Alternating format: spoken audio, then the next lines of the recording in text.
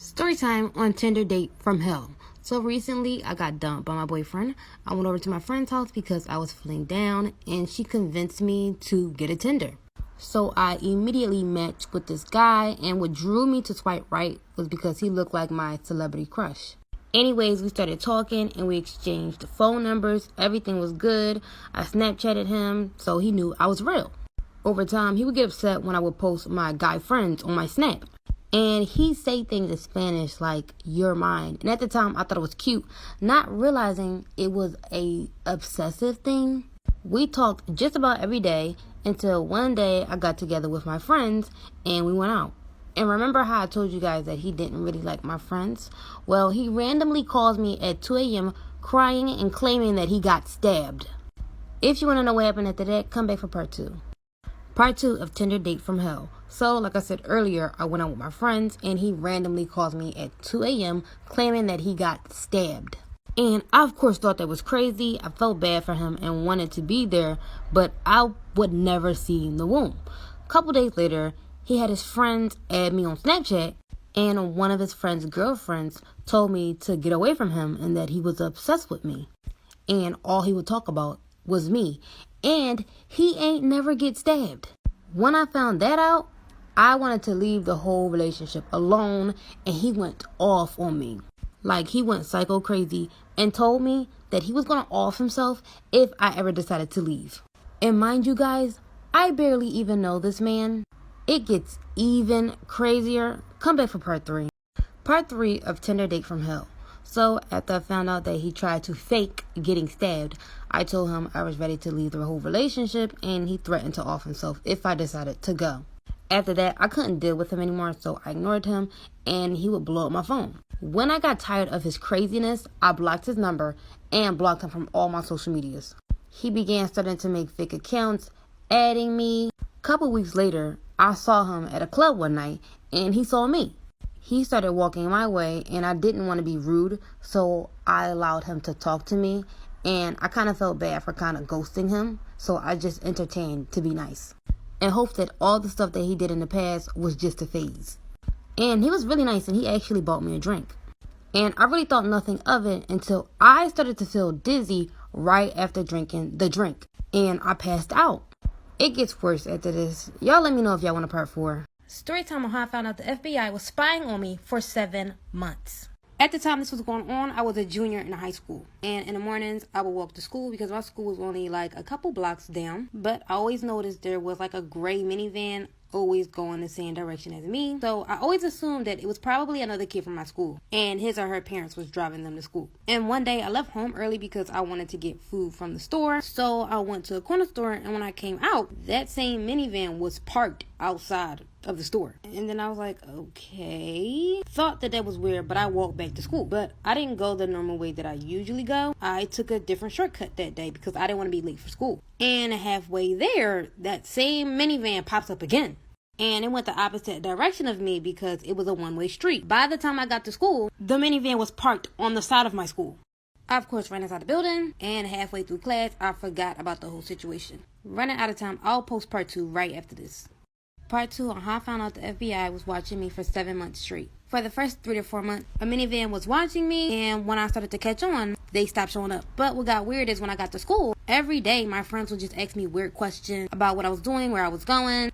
And it was weird because I felt like I was being interrogated. After a couple months passed down, still being questioned, and I get called down to the principal's office. And I'm scared because I'm like, am I in trouble? What did I do? When I walk in, there's detectives sitting down. They then sat me down, started asking me questions. They laid out a bunch of pictures of me. And this is kind of how I found out they was watching me for so long. They asked me if my name was my real name. Am I the age of my birth certificate? Asked me if I was an immigrant. And I was so confused. And come to find out, they thought I was a mass murderer. As in, like, they thought that I was the guy that was abducting women. When I told them, this wasn't me. I didn't do this stuff, man. They did some background checks. They got my family involved. My parents even wanted to sue because they didn't even know this was going on. Because at the time, I was a minor and I was getting questioned. When I was 24, me and my sister moved into an apartment together. At the time, I was going to college to get my master's, and she was going in to get her degree. The rent was $500 a month. I know, cheap. We only paid $250 each. But the neighborhood was bad. There was a lot of crackhead, gangs. There was a shooting just about every week. I know, just crazy. Anyways, one day in the middle of the night, we get a hard banging on our door, and it's a lady calling out for help. When I opened it, she had a black eye, she was bruised up, and her forehead was bleeding. I asked what's going on, and she replied her boyfriend is trying to kick her and her kids out of their place. She explained she has a 1-year-old and a 5-year-old, and her boyfriend is throwing all of their things out. So I walked over back to her apartment, which was 2 floors down. When we finally reached the apartment, the whole apartment was on fire. She screamed and said her babies were in there. Come back for part 2. This is part 2 of how my neighbor's boyfriend set her apartment on fire with her children inside. If you didn't watch part 1, go watch that so you can understand this part. So, like I said, the apartment was on fire and she was screaming about her kids. And she tried to run in and get her kids, but I stopped her because there was no way she and her kids were going to make it out alive. Few seconds later, her boyfriend walks up and says, "Let her go." And she runs over to him and swings on him a couple times and says, "What did you do? Get them out." And he replied, "I told you to leave, right?" She falls to her knees, and at that point, she just stops crying. So I ran upstairs calling for help, telling everyone to get out and call the fire department. The fire starts to quickly spread, and everyone is coming out of their apartments. When I went back to the area where the lady was, her boyfriend disappeared, and I picked her up from off the ground. I brung her into the parking lot where everyone else was. After 20 minutes, the fire department finally shows up. Come back for part 3.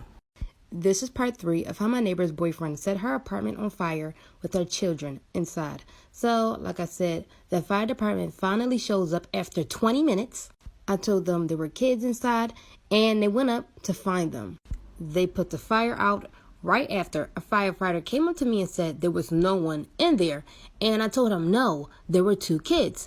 A couple minutes later, a few detectives and cops came up to me and asked me a few questions about the scene, asking things like if I know who started it and about my neighbors. Couple minutes later, there was an old man, which I found out was one of my neighbors. He came from the side of the apartment complex screaming that there was a little boy on his back, lying on the ground, saying that he couldn't move. So quickly, the detective go over to where my neighbor said the boy was. I'm running out of time. Part 4 will be up soon. This is part 4 of how my neighbor's boyfriend set her apartment on fire with her children inside. After one of my neighbors claimed they saw a little boy on the ground in the back of the apartment complex, and the boy's arm was pillows wrapped up in a comforter. When the detective got the paramedics to pick the boy up, they took the comforter he had and they opened it, and inside was a baby. After the whole situation was over, they took me in for questioning. Also, by the way, they admitted the lady into the hospital as well because she was bruised up really bad, and anytime anyone asked her anything, she was mute. During my time in the police station, they told me about the little boy.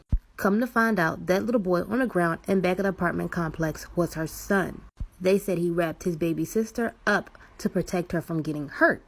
Baby girl was fine. The pillows he wrapped her in softened her fall.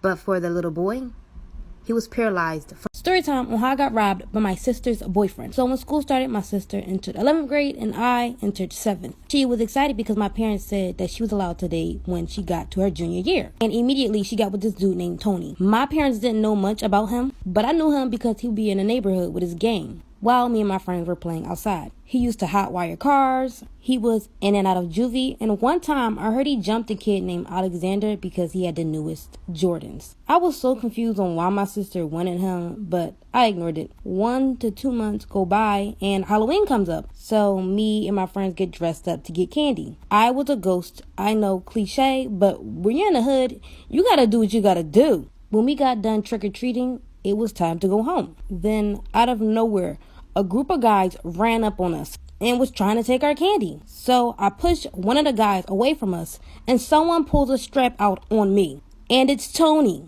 Part 2 is coming soon. Part 2 of how I got robbed by my sister's boyfriend. Like I said, a group of guys were after us and tried to take our Halloween candy. When I pushed one of the guys away, someone pulls a strap out on me. And it's Tony. I was so scared at that moment, I literally peed my pants. I really thought that was my last day. Then he snatches a blanket off of me and was like, "Oh, so you must think you tough." And I said, "No." And he says, "Tell your boys to share. That's all we want." When we gave them our candy, they ran off with it. And me and my friends were so upset because it took us 4 hours to collect all of that candy. When I finally get back home, my sister sees me and asks, "Where's your candy and why is your pants wet?" So I tried to explain to her what happened. Then out of nowhere, Tony pops up and walks into our living room. I look at him in shock because this man literally held a GUN to my head and now he's in my house. He walks up to me and says, "Here, you can have my candy." And it's literally the same candy he stole from me earlier. And I just stared at him. My sister's like, "Take the candy, stop acting like a weirdo." When I take the candy, she hugs and kisses him and says, "That's so sweet of you." When I was 6 years old, my family moved to Virginia because my dad had a new job opportunity. We moved to this really old house that every step that you took, you'd hear the floorboards cracking. During the summer, I met this girl named Lucy. She knocked on my door one day and asked if I wanted to play, so for weeks, me and Lucy grew closer. We'd play hopscotch, jump rope, hand games, and hide and seek. One day, we were getting ready to play hopscotch, and my mom came outside telling me to come in and eat dinner. I asked my mom if Lucy could come too. My mom had asked, "Who's Lucy?" I looked back at Lucy and I said, "She's right here." My mom replied, "Right where?" When I turned back around, Lucy disappears. I called out for Lucy, but my mom yells out, "There isn't anyone out there. Get your butt in the house. It's time to come eat." It gets a little bit paranormal after this incident, but come back for part 2 if you want to know why Lucy disappeared. This is part 2 of why my friend Lucy disappeared. A week later after the incident happened, I saw Lucy playing outside with a little baby boy. He had to be around 2 years old. I quickly ran outside and said, "Hey, where'd you go the other day?" Lucy replied, "I wasn't feeling good, so I went home." I asked her, "Is that your baby?" And Lucy laughed and said, "No, this is my baby brother. I take care of him." And I asked again, "Don't your parents do that?" Lucy said, "No, they couldn't save us." I said, "Save?" And Lucy gets a little frustrated and said, "They just abandoned us, but we don't need them anymore. We take care of ourselves." Lucy then says, "We gotta get home. We'll see you another time." She took her brother's hand and turned the corner. I watched them go, but when I looked down the corner they turned, they both disappeared. I'm running out of time. Sorry guys. Come back for a part 3.